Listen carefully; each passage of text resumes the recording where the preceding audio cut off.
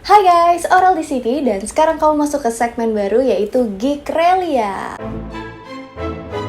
Super Geek Mode activated. Nah, di segmen ini aku akan membahas segala sesuatu hal mengenai mitos yang ada di seluruh dunia, khususnya Greek mythology atau mitologi Yunani. Sebelumnya kenapa namanya Geekrelia? Karena ya I'm a geek and Relia is just a part of my name, Aurelia. So, let's get started. Kalian pasti udah pernah denger nama Zeus, Poseidon, Medusa, Aphrodite, Eros, dan segala macam lainnya. Atau mungkin kalian pernah nonton Percy Jackson. Nah, sebelum kita bahas cerita-cerita seru yang super banyak ini, ayo kita mulai dari asalnya. Asal muasal para dewa dan dewi Yunani kuno atau Greek gods. Kita bisa bagi para Greek gods atau dewa dan dewi dari mitologi Yunani kuno menjadi 3 generasi. Yang pertama adalah The Primordials, generasi kedua ada The Titans, dan generasi ketiga ada The Olympians. The Primordials sebagai generasi yang pertama ini lebih simbolis dibanding generasi-generasi di bawahnya. Pada mulanya nggak ada apa-apa, kosong atau void. Setelah dari void, pertama kali yang muncul adalah kekacauan atau chaos. Dari chaos muncul Gaia. Gaia melambangkan bumi dan dianggap sebagai ibu dari segala penciptaan. Di bawah bumi ada Tartarus, salah satu dari The Primordials. Kalau bahasa sekarang lebih akrab kita menyebutnya dengan neraka. Banyak yang bingung membedakan antara Tartarus dengan wilayah kekuasaannya Hades atau Underworld. Underworld dalam bahasa Indonesia adalah dunia bawah, berarti dunia orang mati. Tartarus itu neraka, dunia orang mati, Underworld. Tapi Tartarus ini lebih ke tempat di mana monster-monster yang paling ganas dan penjahat-penjahat yang paling mengerikan dibuang. Dan kadang-kadang bahkan dewa sekalipun bisa dipenjarakan di Tartarus. Dari chaos juga muncul Erebus, yaitu kegelapan yang akan menguasai bumi. Erebus, kegelapan, dan Nyx, malam, bersatu melahirkan keturunan, yaitu Aether, hari, dan Hemera, cahaya. That's why they said matahari berasal dari kegelapan, dari malam atau Nyx. Kita juga bisa melihat hal-hal seperti fate, takdir, doom, malapetaka, sleep, tidur, dan bahkan death, kematian. Gaia melahirkan Uranus, gunung-gunung atau Orea, dan juga Pontus atau dewa laut purba. Uranus ini mewakilkan langit dengan segala keindahannya. Dan dia coba membuktikan kalau dirinya itu setara dengan Gaia atau Mother Earth. Akhirnya Uranus menjadi jodoh Gaia. Udah biasa ya kalau kita ngomongin Greek mythology itu dengan incest. Bahkan dalam beberapa variasi, pernikahan mereka atau persatuan mereka itu tercipta dengan adanya jasa Eros atau dewa cinta. Tapi kalau di versi yang ini, Eros itu adalah bagian dari generasi ketiga. Sekarang masih generasi yang pertama. Kemudian Gaia dan Uranus menghasilkan keturunan, yaitu ke-12 Titans atau generasi kedua, 3 Cyclops raksasa, dan juga 3 Hecatoncheires yang mengerikan banget deh pokoknya. Uranus benci sekali sama keturunannya ini, terutama Hecatoncheires yang sangat-sangat jelek dan juga mengerikan. Saking bencinya dia sama anak-anaknya sendiri, akhirnya dia masukin lagi anak-anaknya ke dalam rahimnya Gaia. Otomatis Gaia kesakitan dong, kemudian dia kasih sabit ke anak-anaknya untuk balesin dendam dia ke Uranus. Tapi satu-satunya anak yang berani untuk balesin dendam ibunya ke Uranus itu cuma Kronos, anak terakhir dari para Titans. Malam harinya, pas Uranus lagi tidur, mimpi indah, Kronos datang dan menyabit alat kelaminnya Uranus dengan sabit. Darah yang mengalir dari putusnya itu menghasilkan ras giants atau raksasa, nymphs atau peri, dan juga furies. Kemudian Kronos melemparkan alat kelamin Uranus itu ke laut. Nah, dari alat kelamin Uranus yang ngambang di laut itu, lahirlah atau terciptalah Aphrodite atau Dewi Kecantikan. Sampai sekarang katanya Aphrodite terbuat dari ombak laut. Dari situ Uranus diusir untuk pergi meninggalkan bumi, tapi dia berjanji kalau dia akan membalaskan dendamnya kepada anak-anaknya, terutama Kronos. Nah, tapi jahatnya lagi nih si Kronos, setelah Uranus pergi, dia malah mengasingkan para raksasa dan juga Hecatoncheires ke Tartarus. Jadi kemudian dialah yang memerintah bumi. Oke, sekarang kita bahas generasi Titan atau Titan lah ya. Ada 12 Titan yang dikeluarkan oleh Gaia. Yang pertama adalah Chaos, the Titan of Intelligence and Foresight, Titan kecerdasan dan juga ramalan. Yang kedua ada Creius, the Titan of Heavenly Constellations atau rasi bintang.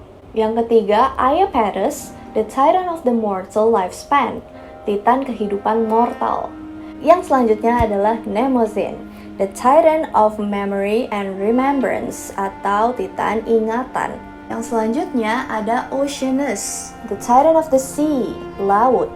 Themis, the Titan of Divine Law and Order atau hukum ilahi. Rhea, the Titan of Fertility and Motherhood, yaitu Titan kesuburan. Selanjutnya, Tethys, the Titan of Fresh Water, air tawar. Phoebe, the Titan of Radiance. Thea, the Titan of Shining Light. Kemudian ada Hyperion, the Titan of Heavenly Light. Dan yang paling terakhir, tidak lain tidak bukan adalah Cronus, the Titan of Time and the Ages, waktu dan zaman. Nah, ini juga aku lampirkan diagramnya karena segitu banyaknya ya. Ini adalah Titan's Family Tree from Gaia and Uranus. Nah, dari para Titan itu ada yang terkenal nih. Yang paling terkenal adalah Atlas, the Titan of Endurance, ketahanan ya.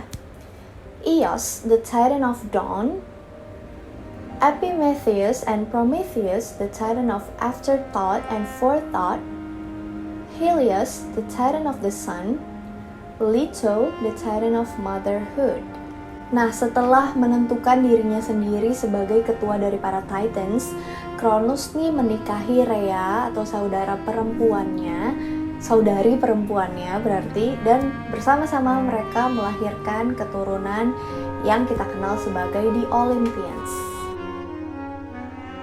Tapi Cronus insecure, dia takut sama ramalannya Uranus dan juga Gaia. Ramalan itu berbunyi kalau dia akan digulingkan dengan keturunannya juga, sama seperti dia menggulingkan ayahnya Uranus. Kejadian itu akan terjadi kepada dia juga. Rhea melahirkan 6 Olympians yang pertama, yaitu Hestia, the goddess of the family heat and sacrificial flame, kehangatan keluarga dan juga pengorbanan. Demeter, the goddess of agriculture, pertanian. Hera, the goddess of marriage and family, pernikahan dan keluarga. Hades, the god of the underworld, dunia bawah, dunia orang mati. Poseidon, the god of the sea, laut. And last but not least, Zeus, the god of the sky, langit. Anaknya satu persatu lahir, tapi setelah lahir langsung dilahap, dimakan oleh Cronus. Alasan kenapa Cronus makan anaknya sendiri, dia nelen anaknya sendiri ya untuk menghindari ramalan itu supaya nggak kejadian. Rhea sebagai ibu bingung dong, kesel, kenapa anak-anaknya setiap dilahirin belum sempet digendong, belum sempet diapain, udah langsung dimakan, ditelan aja sama si Cronus. Akhirnya dia menyembunyikan anak terakhirnya yaitu Zeus. Dia mempersembahkan ke Cronus batu, bongkahan batu yang dia bilang itu adalah Zeus. Kemudian Cronus tertipu dan dia telan aja batu itu. Dia pikir ya anaknya si Zeus. Kemudian Zeus pun dikirim oleh ibunya ke pulau Crete, Island of Crete. Di sana dia dibesarkan oleh seorang nymph dan dilatih sampai waktunya dia akan memberontak dan melawan ayahnya. Seiring waktu berlalu, Cronus makin lama makin tua, makin renta, makin lemah lah ya. Sementara Zeus semakin kuat. Untuk memudahkan pertempuran melawan ayahnya, Zeus diberi ramuan. Dan pada saat Cronus meminum ramuan itu, dia memuntahkan semua anak-anaknya atau dewa-dewi yang sudah dia telan. Karena mereka immortal, pada saat mereka dimuntahkan, mereka sudah tumbuh besar dan kuat. Zeus dan saudara-saudarinya atau the Olympians lainnya bersama-sama mereka mampu melawan Kronos dan mereka membuangnya ke Tartarus. Terlepas dari kemenangan mereka atas Kronos, mereka tuh sebenarnya nggak berhenti berperang. Jadi mereka masih berperang melawan para Titans lainnya. Jadi Titans versus Olympians. Dan perang ini berlangsung selama 10 tahun tanpa ada pihak manapun yang menang. Akhirnya, Zeus pergi ke Tartarus dan dia membebaskan Cyclops dan juga Hecate and Chaos. Karena mereka senang dibebasin, ketiga Cyclops memberikan hadiah kepada Zeus, yaitu senjatanya Zeus yang sampai sekarang ini, kilat, kekuatan guntur. Hecate and Chaos membantu peperangan, jadi mereka melemparkan batu-batu kepada para Titans. Dan akhirnya dengan bantuan tambahan, para Olympians pun menang dari para Titans. Kemudian Zeus pun memenjarakan mereka semua di Tartarus.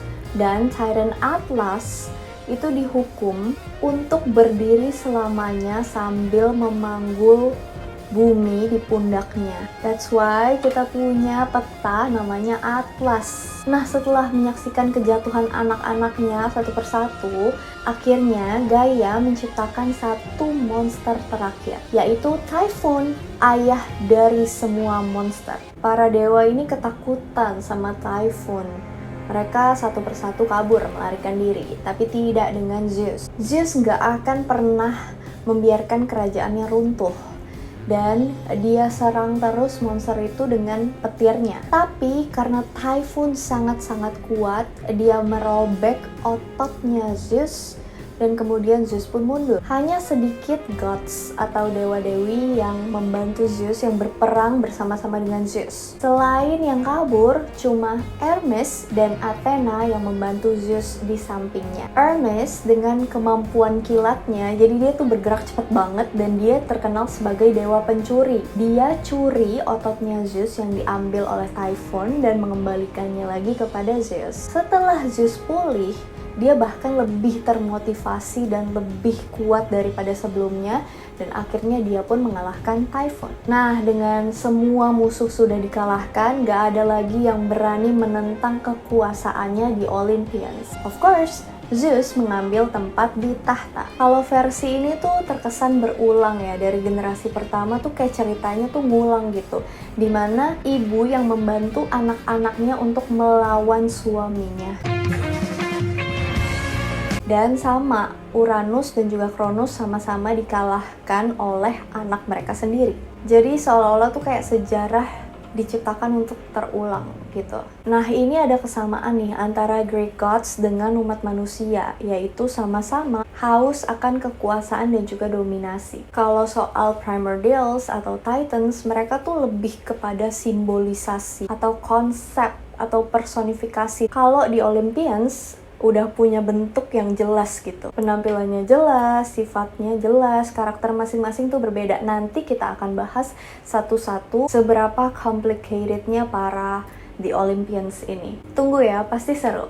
Alright guys, that's all for asal-usul, asal mulanya dari Greek mythology. Semoga video ini menambah wawasan dan pengetahuan kita. Yang tahu versi yang berbeda atau mungkin ada yang miss di sini, kalian boleh banget komen dan mohon maaf kalau ada salah-salah. Thank you so much for watching and I'll see you again on my next video.